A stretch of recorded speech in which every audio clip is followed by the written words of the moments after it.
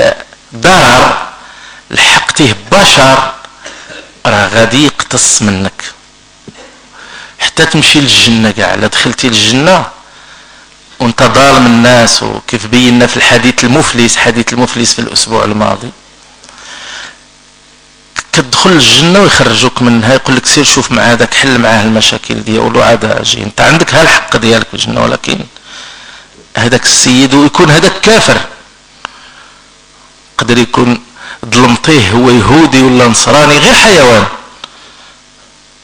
الى ظلمتيه ما غاديش تدخل الجنة حتى تأدي ليه الحقوق ديالو عليها. الى كنت تبتي من لله تعالى انت الان فيما بينك وبينه هذا ما هيش مشكل، يغفرها لك، غير ما تكونش الشرك، ما يكونش الشرك، ولا كان شرك وتبتي ليه راه يغفر لك، ما تبقاش تحيد منك الشرك وتتوب لله وتولي موحد وتقول لا اله الا الله وحده لا شريك له، يقبلها منك ويغفر لك.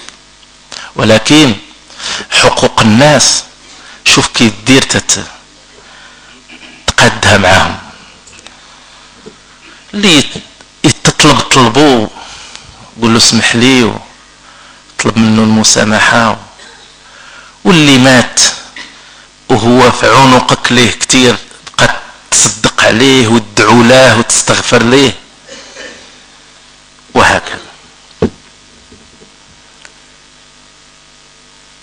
لأن القاعدة عندنا الراجع عن ذنبه لا يكون مصرا وإن عاد في اليوم 70 مرة. يعني الإنسان يتوب ويغفر له الله، ولكن ممكن يعود يصدر منه الغلط مرة أخرى، ما هو شيء معناه غيولي ملاك يمشي في الأرض ما يخطأش، لا يمكن. إنما شكون اللي يكون معاه دائما هو الرجوع في مدار الخطيئة، يندم يتوب يصمم أنه ما بقاش يرجع ويستغفر الله تعالى. في الحديث كيقول النبي صلى الله عليه وسلم ما من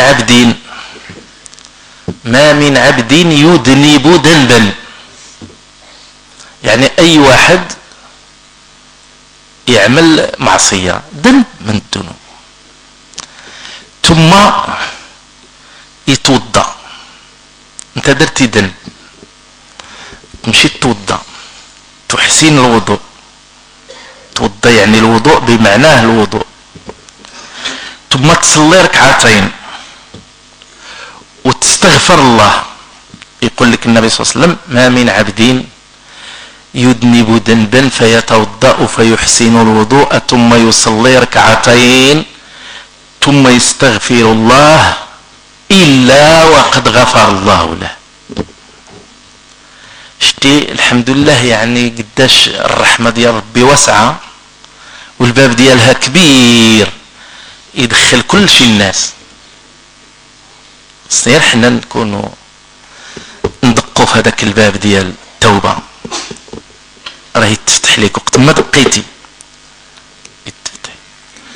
وملي قال النبي صلى الله عليه وسلم هذا الحديث قرأ قول الله تعالى ومن يعمل سوءا أو يظلم نفسه ثم يستغفر الله يجد الله غفورا رحيما.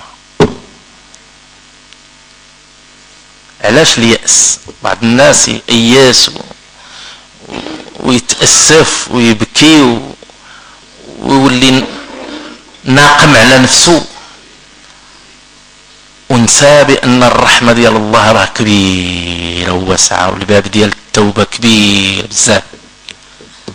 ومن يعمل سوءا، كل يعمل واحد سوء ذنب أو ظلم نفسه بارتكاب معصية، اشنا هو يستيقظ من الغفلة ديالو ويستغفر الله يجد الله غفورا رحيما. في واحد الرواية النبي صلى الله عليه وسلم قرأ الآية اللي شرنا لها الأسبوع الماضي وهي والذين إذا فعلوا فاحشة أو ظلموا أنفسهم ذكروا الله فاستغفروا لذنوبهم يعني يفعل المعصية ويفعل الفاحشة ويفعل الذنب، ولكن يتفكر الله، كيتفكر بأن الله غادي يسأله، ويتفكر بأنه غيتوضع في قبره، وبأنه غادي يجوه الملكين وهو في بيت مظلم وحده هو والدود، وغادي يتسأل اش كيدير؟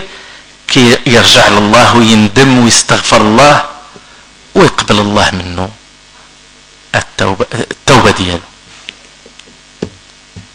ومن يغفر الذنوب إلا الله. كيروي الحسن البصري رحمه الله حديث كيقول نهار الله عز وجل طرد إبليس اللعين من الجنة. عارفين علاش إبليس تطرد من الجنة وتطرد من الرحمة وحقت عليه اللعنة؟ بسبب المعصية، لأنه عصى الله تعالى. اش قال ملي طردوا الله تعالى؟ حلف هو لله وقال ليه بعزتك وعظمتك إني لا أفارق ابن آدم حتى تفارق روحه الجسد.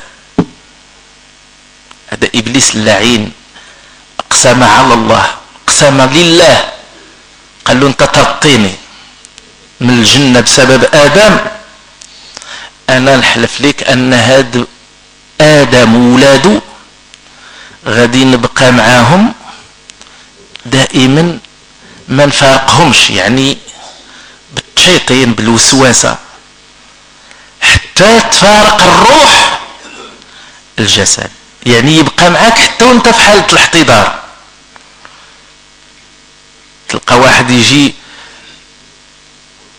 تقول له قل لا إله إلا الله، أو تقول قدامه لا إله إلا الله وما يخليهش يقولها، كيقول له لا غير ما تقولهاش أنا غادي ندخلك للجنة، ويبدا يبين له.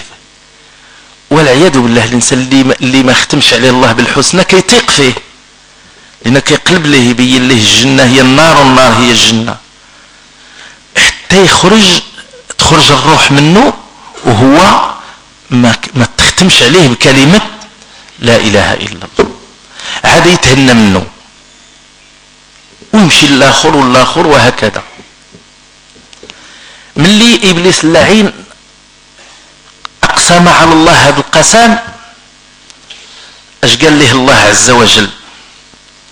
وعزتي وعظمتي لا أحجب التوبة عن عبدي حتى يغرغر بها. قال له إلا أنت بغيتي تبقى توسوسو، أنا راني مخلي له التوبة دائما معاه حتى اللين. إمتى ما تبقاش تنفعك التوبة؟ إلا وصلت لك الروح دخلتك الموت وليتي تغرغر، وصلت لك هنا حتى إذا بلغت الحلق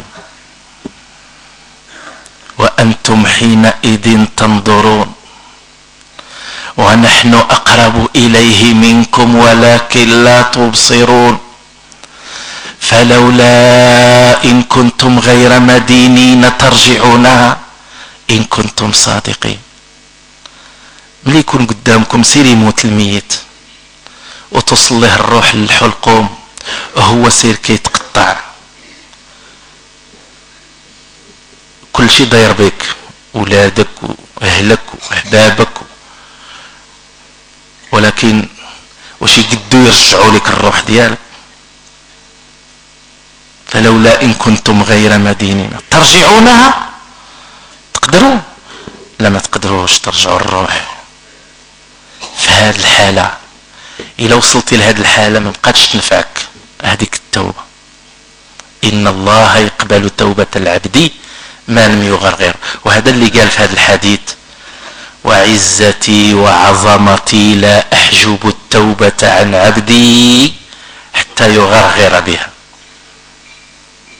لكن عندك تفهم من التوبة على أنها مجرد النطق باللسان.